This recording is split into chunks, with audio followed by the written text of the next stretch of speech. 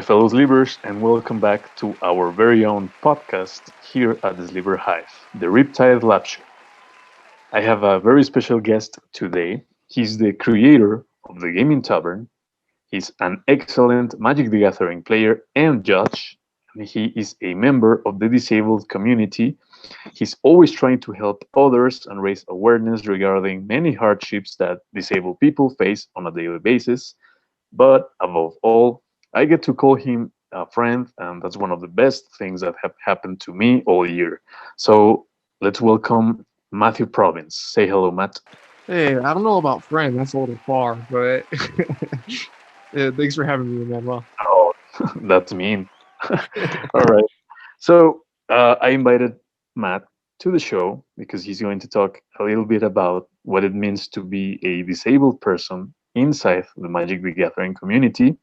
And of course, we will discuss the Gaming Tavern at the end of this interview. The Gaming Tavern is Matt's project, it is Matthew's baby. So let's jump right into it. All right? Yeah, let's do it. All right. So, um, one of the first things I wanted to ask you was what do you think are some of the most common things a person with a disability experiences inside the Magic the Gathering community? I mean, there's a few things, but I think the first one is being treated differently. There's positives and negatives to being treated differently. Sometimes people will be overly nice, and then some people will be completely dismissive and brush us off and not be willing to help. Um, I think the main thing is with people with physical disabilities in the disabled community, you're not really going to find as often somebody with a more severe cognitive impairment playing Magic the Gathering.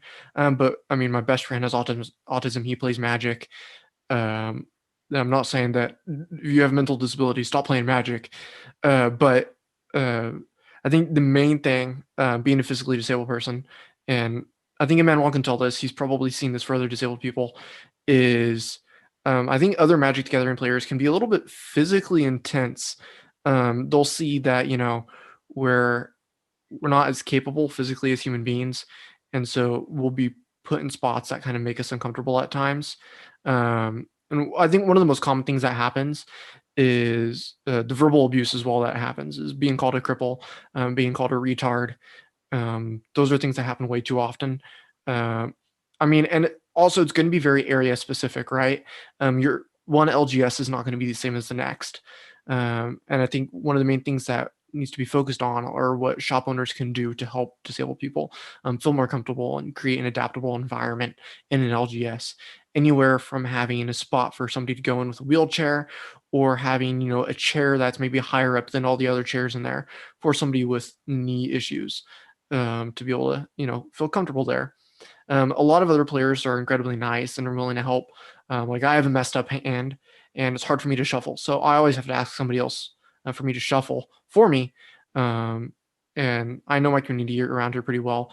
But in the past, even as a judge, I've had people that have tripped me, or have pushed into me, verbally abused me after making a ruling that they didn't like, even though it was the correct ruling to make.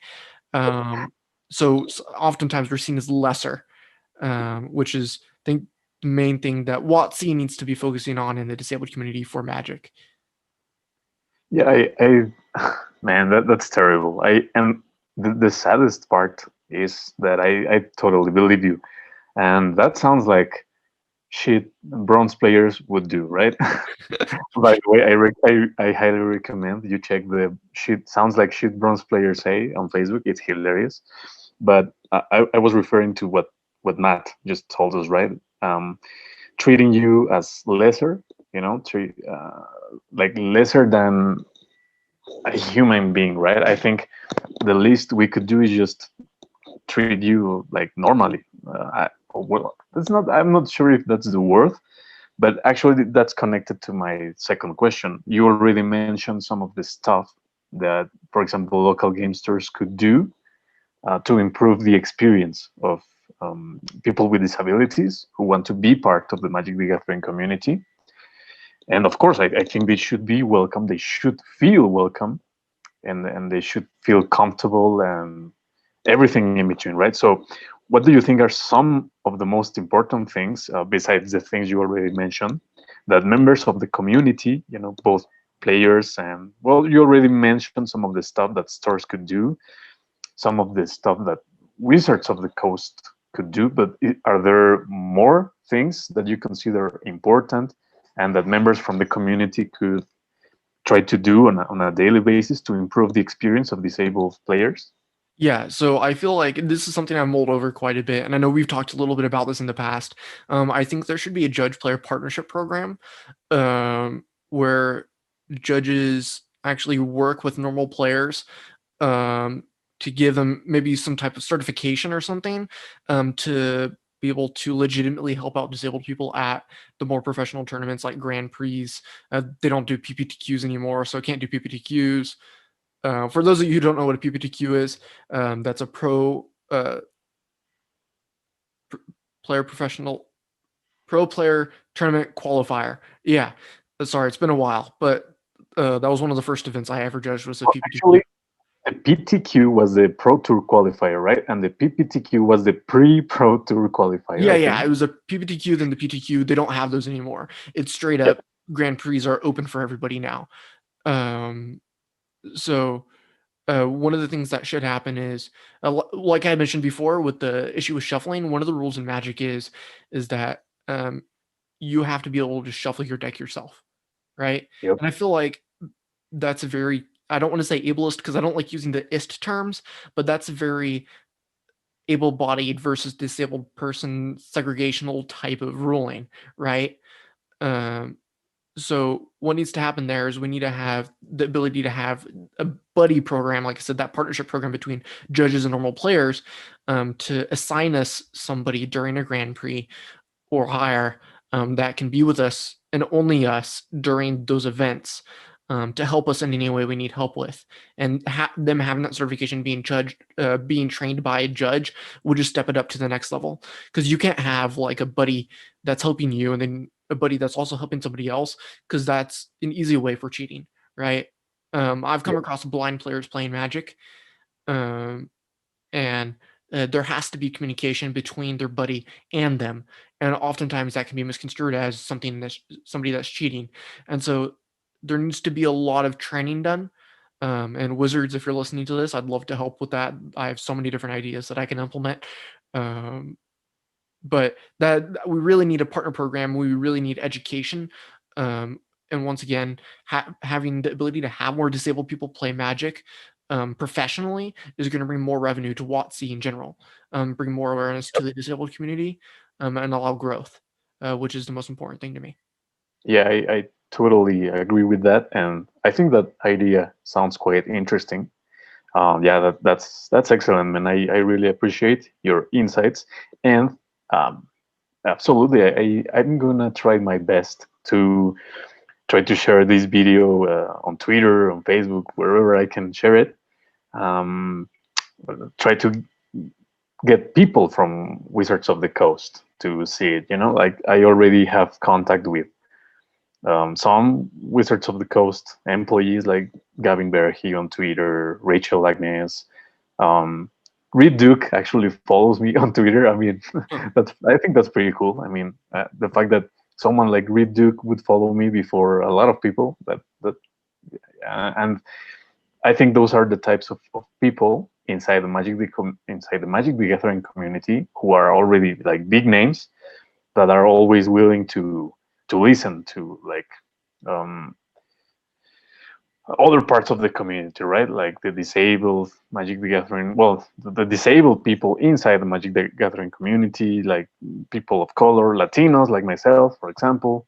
So I think, uh, yeah, I think we're gonna be able to get people from Wizards of the Coast to see this interview, and who knows, maybe they'll contact you and they'll say, "Hey, Matt, that's a pretty cool idea. Let's work on that."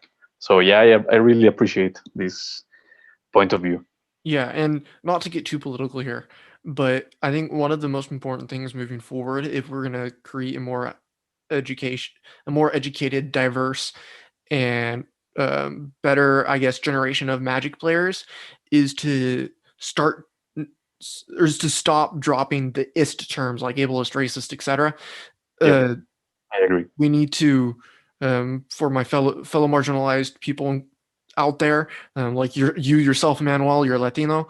Um, I think one of the most important things is to educate our allies in any type of movement and not try to alienate them um, because they're uneducated on what we've been through or they don't exactly know how to help us. Instead of calling them these terms, we should tell them what the correct thing to do is and try to get them to help us because then and only then can we actually move forward. And what I'm seeing right now is a lot of regression in just about every community because people are just calling Yep. each other names instead of trying to work together.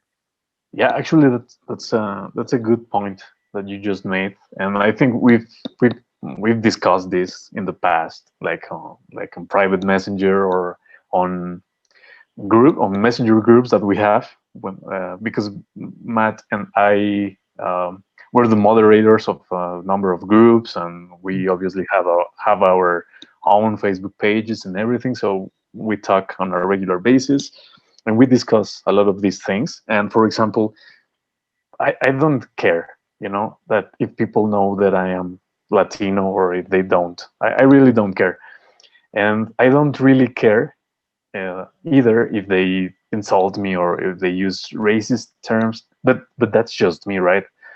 There's going to be people that are going to be hurt by some words, some attitudes of other players, other members of the community, Yeah. and I think that's always at least it's a discussion worth having, right? Just because I don't care and I'm not that sensitive and my identity is not really like how could I say that? I mean, this is a good topic for the gaming tavern, right? We're Yeah, gonna yeah. discuss. Well, I think what you're trying to say is every person is unique to their own perspective.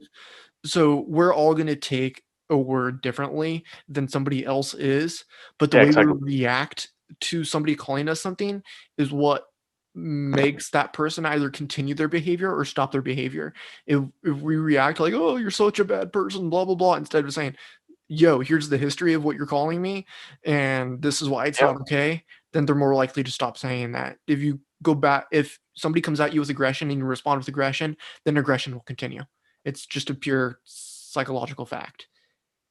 yeah. I think that's pretty much what I was trying to say, and this is a very good topic for the gaming tavern, which is what we're going to discuss right now. So we're gonna move on to the next topic, which is Matt's main project.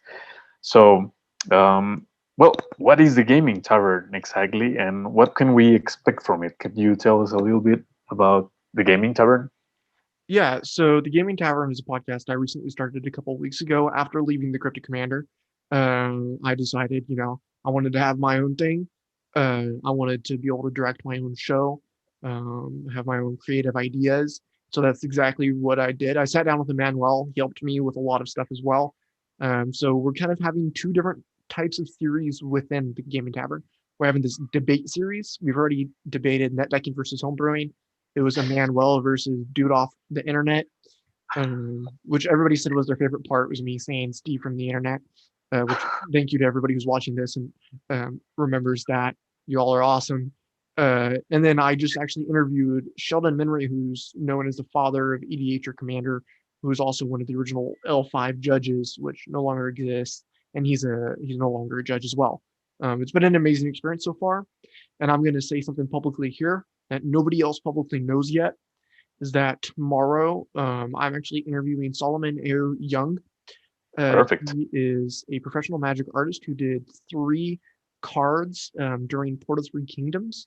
And he's also the only professional artist known to compete professionally in tournaments as well. He's a 2-time Hong Kong national champion, Yep. which is super awesome. And I don't want to give too much away. We're going to go more into that tomorrow in my podcast, but I'm super excited.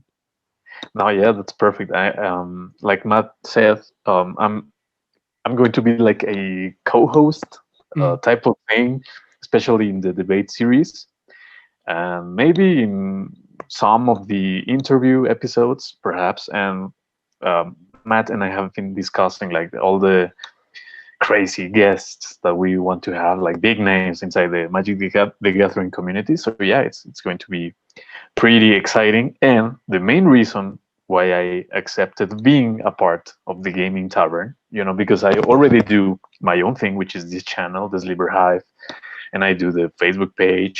I do a lot of stuff, right? Yeah. And but the reason why I accepted being a part of the Gaming Tavern too is that, well, at least I believe that the free exchange of ideas and having rational, polite discussions about any issue, that's what usually leads to progress. I Yeah. don't know if anyone is going to agree with me, but that's how I see it. Hmm. So I was very excited when I found out that we were going to have a debate series and that we would have all kinds of guests, right? Like from prominent figures inside the Magic the Gathering community to Steve from the internet, and random people from the internet. But obviously, in order to do that kind of thing, we would need interesting topics, right? Or at least topics that are constantly being discussed by everyone in the community. So, Matt, here's what we're going to do. To close up this episode and this interview, I'm going to give you my top 5 picks for quote unquote hot topics inside the Magic the Gathering community and Magic as a whole in no particular order, and then you'll do the same. Okay? Go ahead.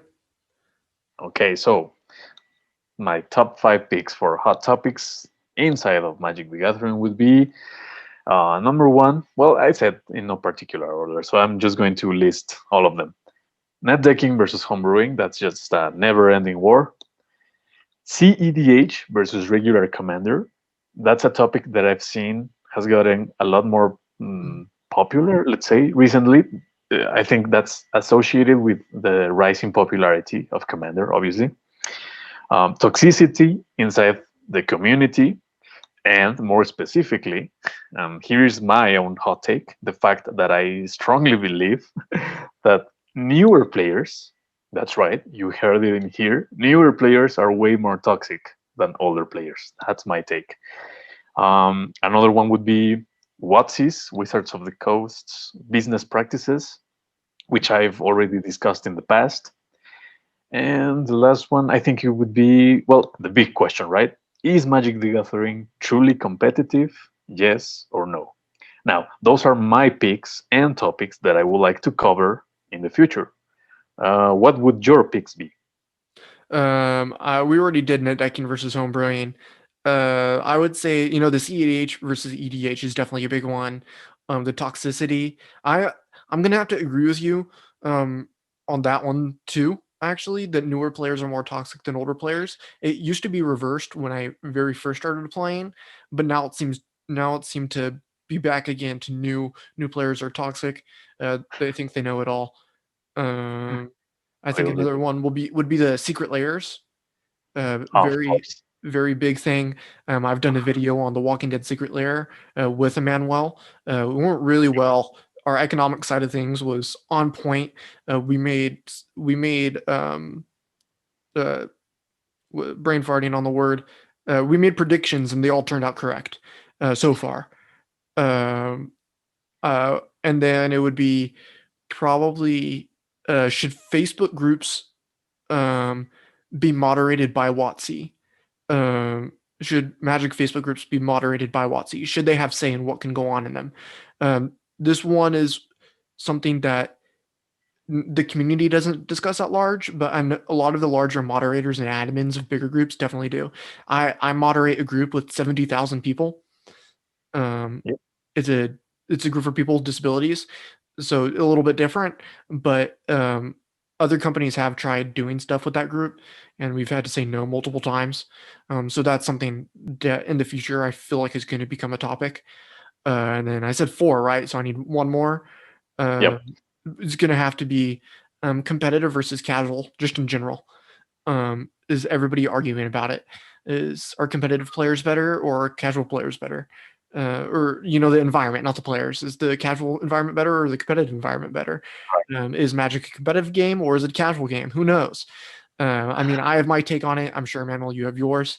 Yep. But those are kind of my 5 topics that in the future I want to talk about.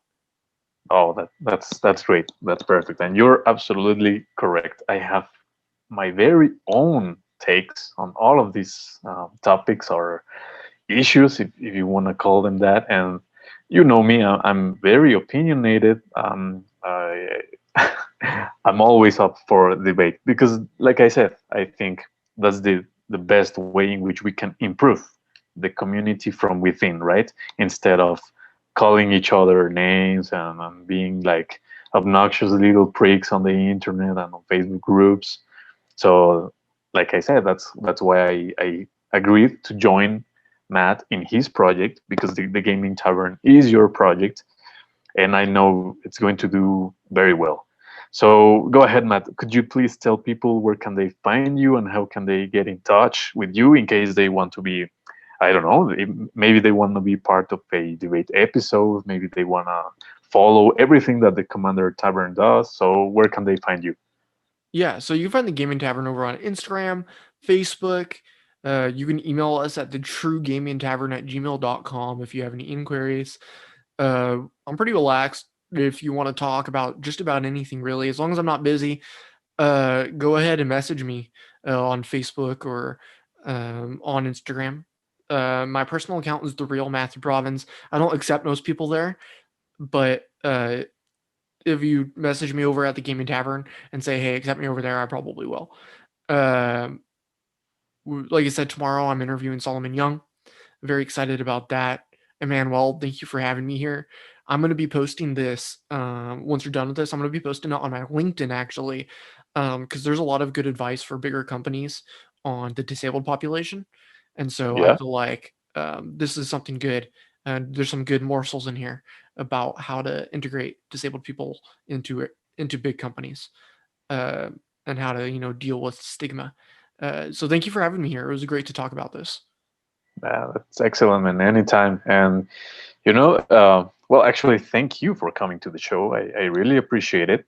And I think that's going to wrap it up for this episode. Please remember to check the Gaming Tavern, and please subscribe to the Sliver Hives if you haven't already. Leave your thumbs up. And well, I guess I'll see you on the next episode. Take care, my fellow Slivers.